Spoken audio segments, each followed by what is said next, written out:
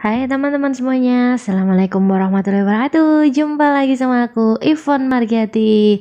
Di video kali ini aku ingin sharing lagi buat kalian yang kemarin daftar untuk jabatan ahli gizi. Nah, di video kali ini aku ingin sharing soal-soal untuk yang mengikuti seleksi kompetensi bidang untuk jabatan ahli gizi CPNS tahun 2019-2020. Karena jadwal dan tanggal sudah di depan mata, silahkan kalian untuk selalu belajar.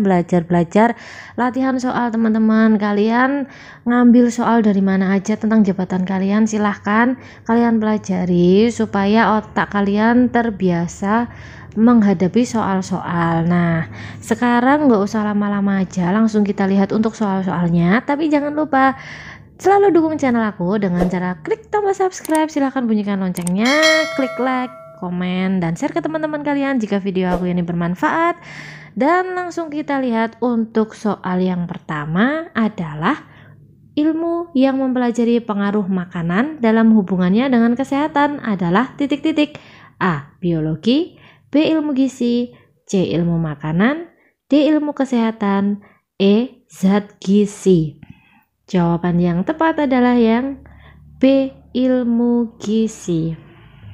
Soal nomor 2, kebutuhan minimal energi untuk melakukan proses tubuh vital disebut titik-titik. A. Karbohidrat, B. Lemak, C. Protein, D. Kalori, E. Metabolisme basal.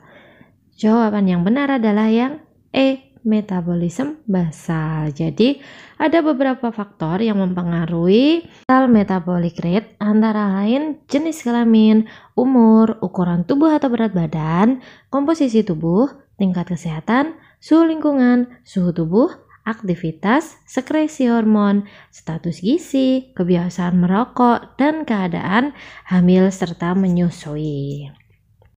Oke, kita lanjut ke nomor 3. Suatu rumah sakit memiliki beberapa ruang rawat inap yang berada cukup jauh dari ruang produksi makanan. Untuk sampai di ruang tersebut, jalan yang dilalui naik turun. Namun, ada juga ruang rawat inap yang dekat dengan dapur utama. Ahli gizi yang dimiliki juga sangat terbatas. Apa cara distribusi makanan yang tepat? A. Sentralisasi, B. Desentralisasi, C. Semi-sentralisasi, D. Semi-desentralisasi, E. Sentralisasi dan desentralisasi. Jawaban yang tepat yang mana nih teman-teman? Yang tepat adalah yang E. Sentralisasi dan desentralisasi.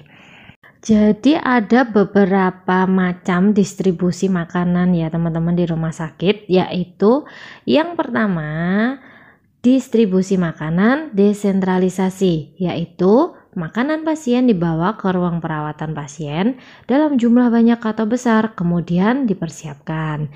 Yang kedua, distribusi makanan secara sentralisasi, yaitu makanan dibagi dan disajikan dalam alat makan di ruang produksi makanan atau dipusatkan. Sedangkan yang ketiga, distribusi makanan kombinasi dilakukan dengan cara sebagian makanan ditempatkan langsung ke dalam alat makan pasien sejak dari tempat produksi dan sebagian lagi dimasukkan ke dalam wadah besar yang distribusinya dilaksanakan setelah sampai di ruang perawatan. Sistem distribusi yang digunakan sangat mempengaruhi makanan dan adanya jadwal pendistribusian makanan yang ditetapkan dapat mempertahankan mutu makanan yang disajikan saat sampai ke pasien. Lanjut soal nomor 4. Bapak Lukito dirawat selama 3 hari di rumah sakit. Dari hasil pemeriksaan diperoleh hasil bahwa beliau menderita MCI akut dan congestive cardiac failure berat. Maka diet yang sebaiknya diberikan oleh Bapak Lukito adalah titik-titik. A.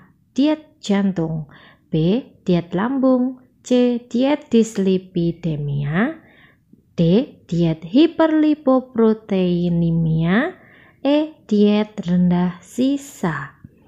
Jawaban yang tepat adalah yang A. Diet jantung. Lanjut soal nomor 5. Prinsip diet untuk penyakit GOUT adalah titik-titik.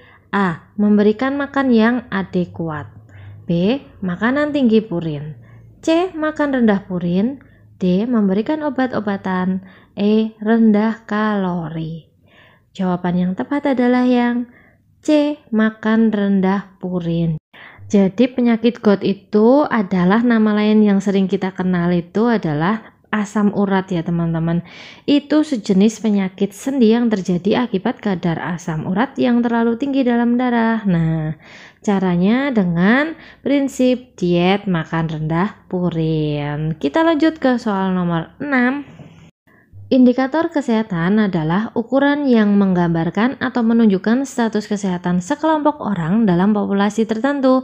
Manakah yang termasuk ke dalam indikator kesehatan? A. Life expenditure. B. Life experience. C. Life excellence. D. Life expectancy. E. Life exclusive. Jawaban yang tepat adalah yang D. Life expectancy. Apa itu life expectancy? Itu adalah kata lainnya harapan hidup, yang artinya ukuran statistik dari rata-rata waktu organisme diharapkan untuk hidup berdasarkan tahun kelahiran mereka, usia mereka saat ini, dan faktor demografi lainnya termasuk seks. Lanjut ke soal nomor 7. Seorang ahli gizi diminta untuk menghitung kebutuhan energi sehari bagi seorang anak laki-laki umur 10 tahun dengan berat badan 20 kg. Bila menggunakan rumus Nelson, ada beberapa komponen yang harus diperhitungkan, yaitu titik-titik. A. BM, aktivitas. B. BM, aktivitas dan SDA. C. BM, aktivitas SDA dan pertumbuhan. D. BM, aktivitas SDA dan terbuang lewat feses. E. BM, pertumbuhan, aktivitas SDA dan terbuang lewat feses. Nah, kalau untuk rumus Nelson itu komponen yang diperhitungkan, yang tepat untuk jawabannya adalah yang E. BM, pertumbuhan, aktivitas SDA dan terbuang lewat feses itu diperhitungkan semuanya. Langsung aja lanjut ke soal nomor 8. Angka kecukupan gizi atau AKG dibuat sesuai dengan kelompok umur dengan mempertimbangkan proporsi tubuh rata-rata orang Indonesia. Data apakah yang dicantumkan dalam angka kecukupan gizi atau AKG tersebut? A. Berat badan dan tinggi badan. B. Berat badan dan umur. C. Tinggi badan dan umur. D. Berat badan dan aktivitas. E. Aktivitas dan umur. Jawaban yang tepat adalah yang A. Berat badan dan tinggi badan. Soal nomor 9. Pada penderita gagal ginjal, protein yang dianjurkan diberikan dalam makanan adalah titik-titik. A. Protein nabati seluruhnya. B. Protein hewani seluruhnya. C. Protein hewani bernilai biologis tinggi. D. Protein nabati bernilai biologis tinggi. E. Tidak perlu protein. Kalau penderita gagal ginjal, itu berarti protein yang diberikan adalah yang B. Protein hewani seluruhnya.